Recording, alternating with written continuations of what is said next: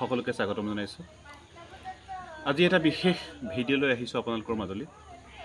মোৰ উপজা ভূমি ২ নং কাইমাৰী মিচিং গাঁৱৰ জন্ম ইতিবৃত্ত কম।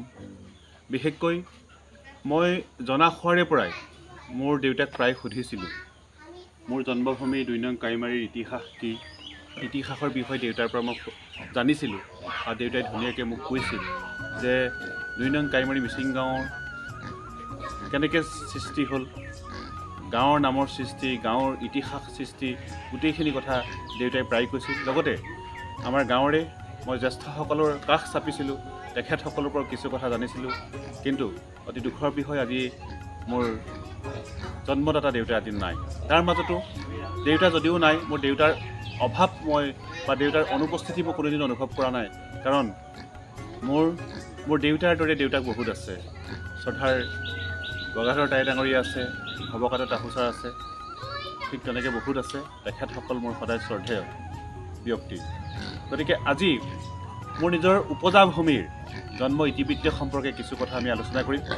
গতিকে আজি আমাৰ মাজত আছে আমাৰ এই অঞ্চলৰ জন্মকালৰ এগৰাকী ব্যক্তি শ্ৰদ্ধাৰ গগাধৰ টাই ডাঙৰীয়া আছে, আৰু লগত থাকিব আজি আমাৰ লগত আমাৰ ২ নং কাইমাৰী মিচিং গাঁৱৰ এক বৃহৎ অনুষ্ঠান উদযাপন কৰিবলৈ সক্ষম হোৱা আমাৰ ডেকা বৰা, লগতে বৰ্তমান জাজিমুখ জননী উচ্চ মাধ্যমিক বিদ্যালয়ৰ এগৰাকী জ্যেষ্ঠ শিক্ষক ভৱকান্ত তাহুচাৰ।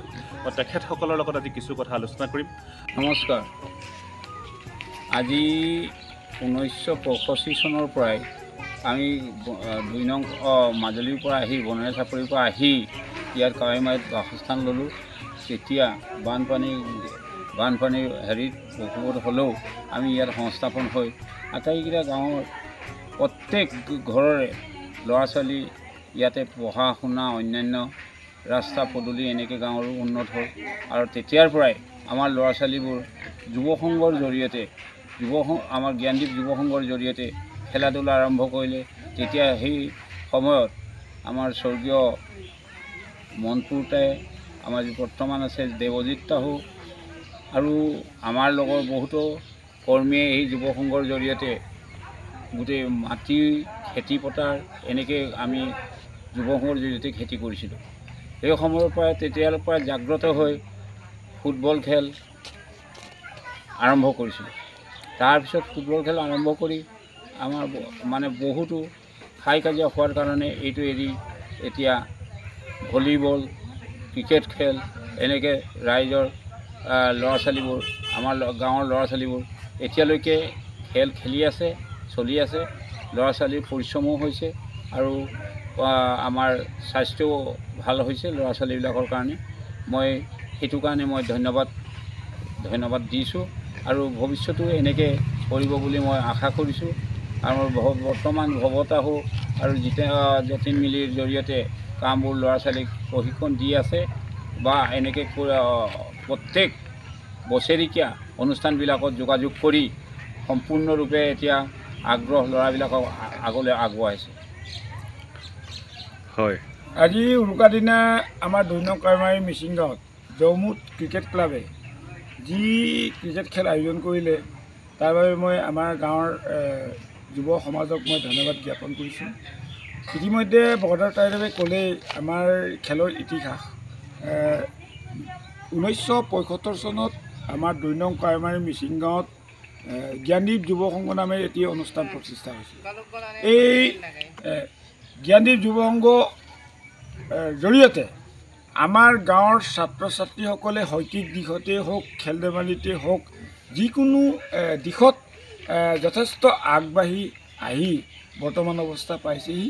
গতিকে আগৰ বুৰঞ্জী আমি মেলিলে বহুত দীঘলীয়া হ'ব, সেইখিনি মই মেলিবলৈ নাযাওঁ। কিন্তু আমাৰ নৱপ্ৰজন্মই এই ধাৰাবাহিকতা ৰক্ষাৰ কাৰণে মই আমাৰ ২ নং কাইমাৰী মিচিং গাঁৱৰ যুৱকসকলক মই ধন্যবাদ জ্ঞাপন কৰিছোঁ।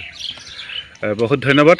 বিশেষকৈ ইয়াত ২ নং কাইমাৰী বনৰীয়া মিচিং গাঁৱৰ দুগৰাকী ঊৰ্ধা ব্যক্তি আছে, আৰু দুয়োগৰাকীয়েই ২ নং কাইমাৰী বনৰীয়া মিচিং গাঁও প্ৰতিষ্ঠা হোৱা কালৰে পৰা আছে, জন্মলগ্নৰে পৰা আছে।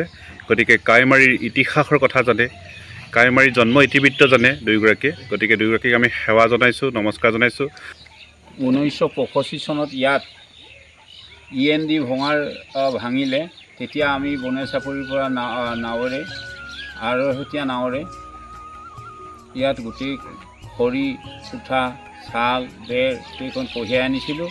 তেতিয়া আমাৰ এই প্ৰথম অৱস্থাতে আমাৰ এই সংস্থাপনটো পাব লাগিলে আমি স্মৰণ কৰিব লাগিব আমাৰ গাঁৱৰে স্বৰ্গীয় অনন্ত মিলিৰ জৰিয়তে আমি এই সংস্থাপনটো পাবলৈ সক্ষম সক্ষম হৈছোঁ। তাৰ মাজতে এই সময়তে তেতিয়া আমাৰ স্বৰ্গীয়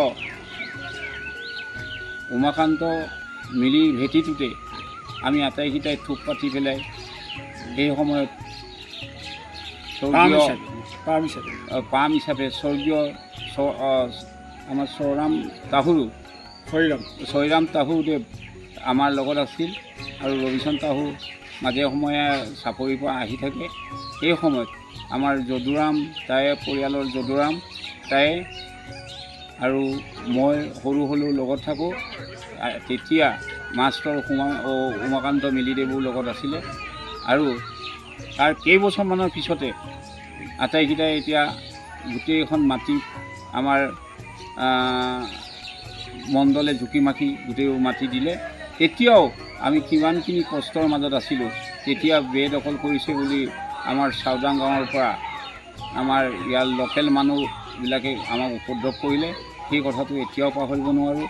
এটা গছ ৰাস্তাৰ কঁঠাল গছ কাটি দিলে পুলি সোপা, তাৰপিছত পিতৰ গৰু কাটিলে, পিত কমানৰ ঘৰ কাটিলে। তেতিয়াও মোৰ মনত আছে। সেইবোৰ এতিয়া স্মৃতি হৈ আদায় নহয়। গতিকে তেতিয়াৰ পৰা পোৱা এতিয়া বহুত পৰিৱৰ্তন হৈ গ'ল। ইয়াৰ পৰা স্কুল নামঘৰ অন্যান্য আনতকৈ উন্নত ধৰণৰ আমাৰ কাৱৈমাৰী ৰাইজে বনাই আছে আৰু ভৱিষ্যতে আৰু বনাব বুলি মই আশা ৰাখিছোঁ।